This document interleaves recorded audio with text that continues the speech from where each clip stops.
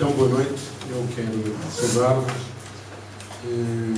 Já muitas vezes o Marco e outros, vocês me desafiaram, várias vezes, me desafiaram a vir aqui.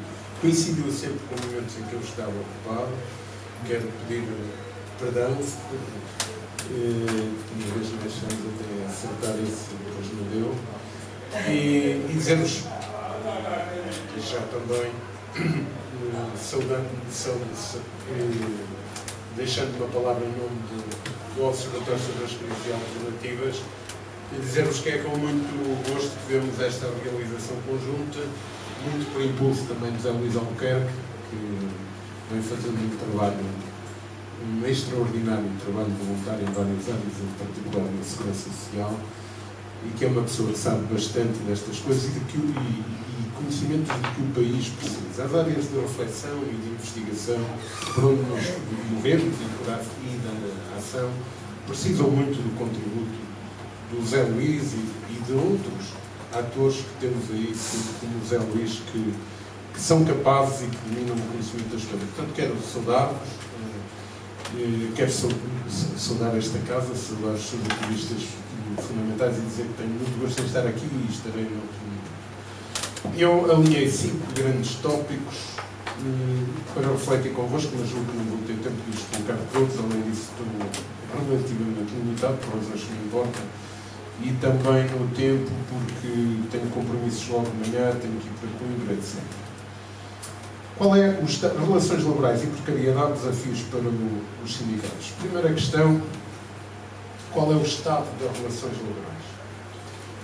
A situação é muito complicada. O quadro é de uma subversão, designadamente uma subversão de princípios da estruturação das relações laborais que nós conhecemos e que fizeram caminho durante cerca de um século, ou até mais de um século, porque a criação da OIT em 1919 já significava a necessidade de um compromisso que vinha a ser demonstrado na sociedade no final do século XIX e início do século XX, mas é uma subversão daquilo que nós conhecemos, designadamente do papel do direito do trabalho e das normas internacionais. O que é que nós vemos no plano nacional? Que as relações laborais estão a ser alteradas no contexto de uma brutal transferência de rendimentos do trabalho para o capital. É preciso não nos cansarmos de dizer isto. Provavelmente, portanto, desde 2012 para cá, em cada ano, há 3 mil milhões de euros que passam do trabalho para o capital e que se vão somando, não é? E provavelmente, em 2014, o outro dia fazia cálculos assim, por cima, né? A partir do número que nós detectámos para o ano passado, e é possível que nos estejamos a aproximar dos 3,5 mil milhões de euros de transferência em 2014. Esta transferência de rendimentos é acompanhada de uma transferência de poder. Toda a precarização e diminuição dos direitos no trabalho está a aumentar o poder patronal e a diminuir o poder dos trabalhadores. É uma aniquilação da contratação coletiva brutal, praticamente a contratação coletiva cilindrada, e aqui é preciso relembrar que a evolução do sindicalismo se fez num contexto de uma caminhada em que o sindicalismo, o direito do trabalho e a contratação coletiva, a partir de um princípio muito discutido no final do século XIX e confirmado, que é o trabalhador não está universalmente consagrado, que é o trabalhador individualmente considerado não está em pé de igualdade com o patrão na relação de trabalho. Isto está a ser subvertido, com ele as normas internacionais. Isto obriga, inclusive, a outras análises do tipo. No nosso país, um quarto fator é que há uma vingança digamos, de interesses que foram derrotados com a democracia e que estão a repor posições, isso é bem claro. E um quinto aspecto, que é tudo isto se associa a uma diminuição ou desaparecimento da centralidade ou dito de outra forma, a centralidade das políticas abandonou o ser humano. O capitalismo tinha muito... Há juristas brasileiros que defendem muito esta concepção. O sindicalismo foi... Eles dizem de outra forma. O direito do trabalho foi talvez o elemento mais democratizador do capitalismo. Porquê? Pela dimensão social e humana que se associava, que introduziu cargas e pesos em relação ao económico e, portanto, com influências do cultural, do político, etc. Isso está em causa. Daqui resulta um outro tópico que gostava de apenas enunciar, que é como é que fazemos a discussão da agenda social em articulação com a agenda política. Há um conjunto de problemas no mundo do trabalho que não são, desde há muito, não são especificamente do trabalho. E grande parte das forças que estiveram na valorização do trabalho ao longo de muito tempo, de setores diversos, desde setores católicos com significado durante o século XX, até socialistas, sociais-democratas, comunistas, grande parte destas famílias abandonaram o valor do trabalho há muito tempo e a centralidade do trabalho e substituíram-no por outras centralidades e não está fácil o retorno. E quando a gente olha para aquilo que é a atenção das agendas políticas às questões do trabalho em todas estas forças, ou em todos estes espaços, a coisa está perigosa.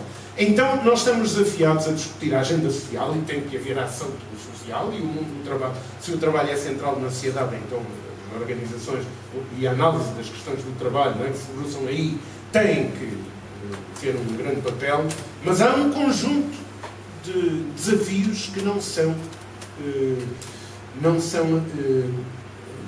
passíveis de termos êxito neles se não houver uma articulação entre a agenda social e a agenda política. E a coisa continua a estar muito complicada. E desde logo se coloca, por exemplo, ainda agora estavas a referir a questão da investigação e o que é que se passa a nível europeu. Nós estamos desafiados a fazer tudo o que pudermos do ponto de vista de investigação e da ação dentro do que está instituído. Mas as soluções já não vão vir só daí. E, portanto, é preciso outros olhares e, portanto, desafios a toda a irreverência, a toda a busca de outros espaços. Porque se há coisas que marcam a construção de uma nova era, e ela está aí a fervilhar, é dimensões do novo, quer do ponto de vista de conteúdos, quer do ponto de vista de projetos, de ação, de instituições que vão ter que ser reformuladas. Muitas das instituições que nos conduziram até aqui estão em falência. Umas serão recuperáveis, outras não serão. Inclusive, os sindicatos não sabemos o que lhes vai acontecer. Eu não vou conseguir meter as 5 questões. Gostava de falar do contexto internacional, porque às vezes mas não é isto. Eu acho que aqui há um problema. Agora até olhei para a Fernanda e lembrei-me que nós trabalhámos há quase 2 anos, né? Sim. Na feitura. Eu fui diretor de Diário de Notícias por um dia, né? E trabalhámos, e a Fernanda fez uma observação sobre a China muito interessante. Nós temos na Europa, nós tivemos na Europa um desenvolvimento feito em bases que desapareceram e não se sabe como é que vão ser reconstruídas. E pensa-se pouco sobre isto. Desde as matérias-primas, a utilização das matérias-primas, até muitas outras coisas. Mas há novas relações no mundo. E nós estávamos, do ponto de vista social, o chamado modelo social que tínhamos, estávamos um pedaço à frente. E no plano social o que se observa é que a cartilha neoliberal é a cartilha comum. E é aqui uma contradição do caráter. Por causa da utilização dos mercados. Aquilo que normalmente se diz a utilização global dos mercados de trabalho. Porque nós estávamos à frente E há milhões e milhões de seres humanos a terem o trabalho pela primeira vez de trabalho, como nós definimos, de forma, digamos, num conceito moderno. E que estão a ganhar pontos, mas o sistema dominante está em condições de dizer não, vocês têm que perder porque aqueles ainda têm muito menos. E a evolução, um caminhar com um sentido de harmonização no progresso, do ponto de vista geral, não está articulado. Como é que se conseguem aqui fazer articulações? É uma complicação porque a realidade geoestratégica, as relações de poderes são diferentes. Mas há mudanças, nem tudo é negativo. Agora, nós estamos numa Europa onde o recuo é dramático para nós e para os outros. Porque se baixa o patamar, não é? Os objetivos dos outros também arrefecem. Mas ainda estamos num plano de podermos ser espremidos. E então, povos como os nossos, que se apanham no meio deste processo, é uma coisa complicada. Depois, deixe-me só... Eu acho que nós estamos desafiados a um grande debate sobre trabalho, emprego, salário e tempo. São 4 temas fundamentais. A juventude é retribuída já muito distanciada daquilo que melhor se construiu em relação ao conceito de salário. O conceito de salário, em muitos casos, está já inculcado nas pessoas como algo de subsistência, para subsistir e dar aula, assim senhora. As reações de diversas gerações sobre isto são impressionantes, impressionantemente frágeis. O conceito de emprego, dizia eu, depois podemos falar sobre isto, e o tempo. O tempo, não me canso de dizer, é o bem social mais importante depois da saúde. A vida é saúde e tempo. E o nosso tempo está absolutamente infernalizado e introduziram-nos na cabeça leituras do tempo que não têm sentido. E o tema que vocês têm, desafios para os sindicatos, e a relação entre o político e o social que eu colocava, leva a uma outra questão.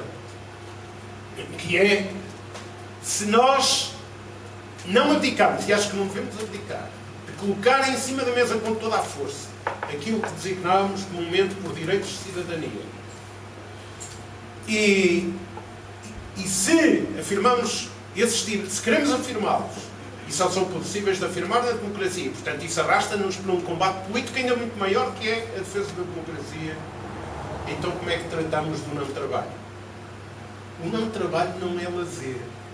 O não-trabalho é o espaço da nossa vida, que quanto mais dignidade e quanto mais direitos nós projetarmos numa sociedade com mais meios, mais tecnologias, mais capacidades como a nossa, o não-trabalho é tão importante como o trabalho do ponto de vista do tempo, e só é possível valorizar o não-trabalho se valorizarmos o trabalho. Não há valorização da cidadania sem valorização do trabalho. Isso leva-nos a uma discussão, por exemplo, muito atual. E como é que a juventude pega nisto? Eu ainda hoje de manhã fazia esta experiência com uma turma grande de alunos do terceiro ano do curso de Relações Laborais. Muitos deles trabalham uma distância incrível da observação concreta das coisas em relação a esta questão de como é que podemos utilizar bem o nosso tempo e o que é que podemos fazer e como é que fazemos as articulações. Por exemplo, a focalidade que está aí em torno da gestão do Orçamento de Estado, sobre a fiscalidade. Orçamento de Estado. Fiscalidade. O outro dia apareceu-me, em Coimbra, um indivíduo que eu até acompanhei, não fui orientador dele, mas acompanhei o mestrado dele aqui há poucos anos, que me vinha com uma reflexão, com sinceridade e até com alguma reflexão. Nós já não temos recursos para defender os valores do trabalho pelo trabalho. Temos que ir para a questão fiscal. Mas de onde é que nascem os recursos? Está-se a discutir migalhas. Para além de haver uma questão, é que o problema não é se há muita fiscalidade, o problema é se a fiscalidade que há é suficiente e como é que está distribuída e quem é que paga as faturas. Mas não há discussão sobre o salário, não há discussão sobre o emprego. E aí, o Orçamento de Estado, de certeza que vem muito mais, a incidir muito mais sobre isto do que sobre as questões, as outras questões que já não são diretamente que não têm diretamente a ver com o trabalho. Eu vou terminar. Por exemplo, estes temas, do meu ponto de vista, são cruciais num debate que a juventude será importante que se envolva nele, com vista a forçar alternativas. Mesmo numa perspectiva, cada um de nós pode ter perspectivas diferentes do ponto de vista de alternativas e de quais os percursos que podem fazer e quais as alianças e que tempos de alianças, e é bom que haja posições diferenciadas, mas ai de nós se não pegamos nisto. Se em vez desta discussão balofa, cheia de mentiras, que anda a esconder as coisas, não colocamos a centralidade no debate destes temas. E o que eu gostava de colocar é as questões da precariedade como último tópico, muito rapidamente. Primeiro, nós estamos num caminho de uma precariedade generalizada, é verdade, que tem a ver com o que eu disse sobre as relações laborais, tem a ver com uma segmentação, não é segmentação, há muitos anos que digo que é uma harmonização do processo, há uma espiral agressiva. Há sempre, em função do género, em função da origem, em função, portanto, da região do mundo, posso dar vários exemplos, em relação da idade, em relação da raça, etc. Há sempre, e em função das condições em que as pessoas estão distribuídas dentro de um país e do mundo, há sempre trabalhadores em condições de serem mais explorados. Há aqui uma espiral regressiva. A reflexão sobre a concepção de segmentação do trabalho, eu acho que tem que ir muito mais fundo.